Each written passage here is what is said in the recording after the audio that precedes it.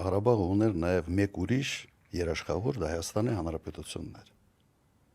որը բազմաթիվ անգամ եւ Ղարաբաղի Հանրապետությունը ձևավորման պահից էր հայտարարում, որ ինքը երաշխավորն է։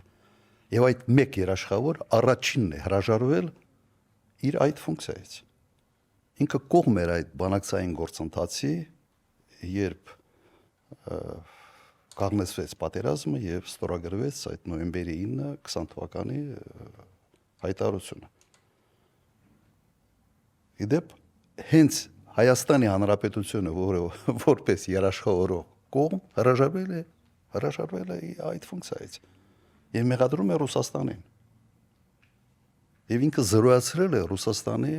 դերակատարությունը որպես միջնորդ։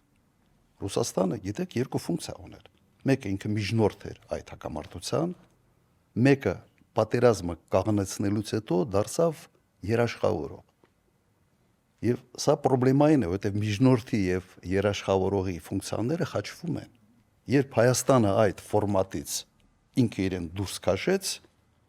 ամբողջ կոնստրուկցիան այդ խաղաղության ինքը փլզեց, հենց Հայաստանը։ Խաղաղության երաշխիքները նաեւ զսպում են ռևանշիստներին, երկու կողմին է սա վերաբերում։ Սա ֆունդամենտալ հարց է։ Ինչ է ասում Ալիևը։ Ասում է սահմանադրությունը փոխեք, սահմանադրությունից այդ հռչակագրի հատվածը հանեք, որ մենք հասկանանք, որ նաև հայ ժողովուրդն է համաձայն այս ամենի հետ։ Իսկ հարց չի առաջանում, իսկ ինչի Ալիևին պետք չի երաշխիքներ։ Եվ ինչու պետք չի այդ երաշխիքները Նիկոլ Փաշինյանին։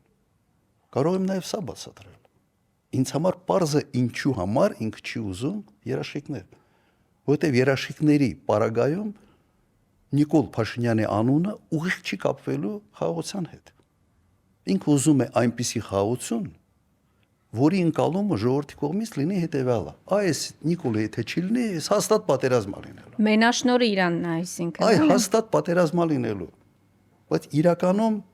մեզ պետք է խաղաղություն, որը կապված չի լինի Նիկոլ Փաշինյան, Ռոբերտ Քոչարյան կամ մեկ այլի հետ, որ կապված չի լինի, ով է լինի իշխանապողությունից հետո այդ խաղաղությունը լինի երաշխավորված։